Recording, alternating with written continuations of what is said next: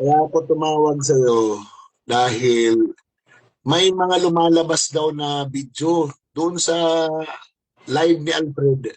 May lumabas na video na malaswa daw tungkol sa'yo.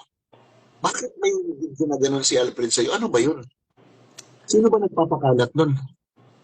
Actually classmate, yung video niya kay Alfred din nagmula yan at sa amin dalawa talaga yan. Di ko alam kung bakit nilabas ni Alfred yan na ano yung nagawa kong atraso sa kanya. Kasi ano Oo. namin yung dalawa ano namin yung dalawa sa amin lang May talaga relasyon dalawa. kayo? Personal May namin yan. relasyon kayo ni Alfred? May relasyon kayo ni Alfred?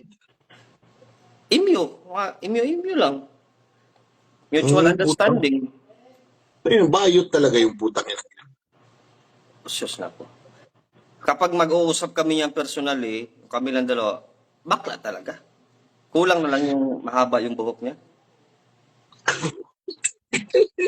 Sabi ko na nga ba, putang ina, pag ganun-ganun pa. Bakla talaga siya. Actually, bakla siya. Oh. Kaya nilabas niya yung video niya kasi nagsisilos nga siya doon sa isa. Alam mo na Ayun, yun. okay. Ano?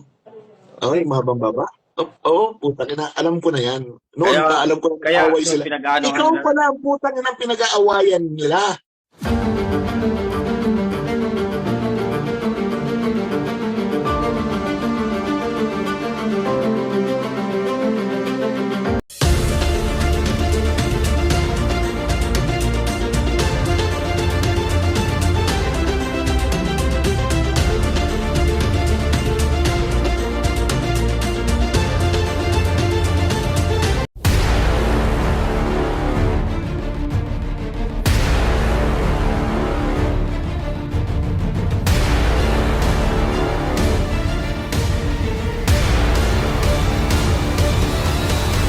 So, ayun na nga, Jeros.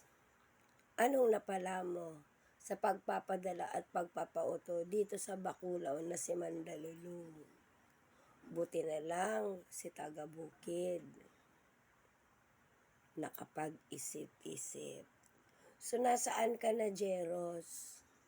At ikaw, Warren? Sa mga pinagagagawa nyo, oo, na mga iyakin kayo, hindi naratibo ni Alfred ang binanatan nyo.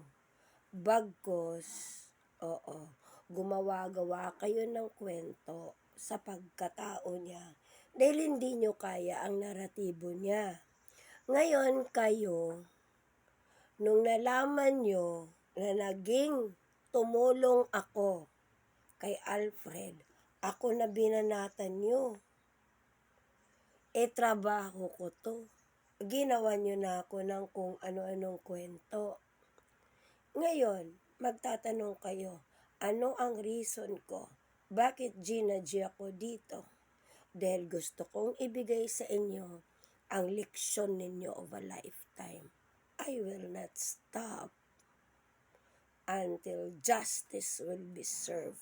Not just sa akin, pati kay Alfred. Sabi ko sa iyo ubos ang alkansya to. Bye!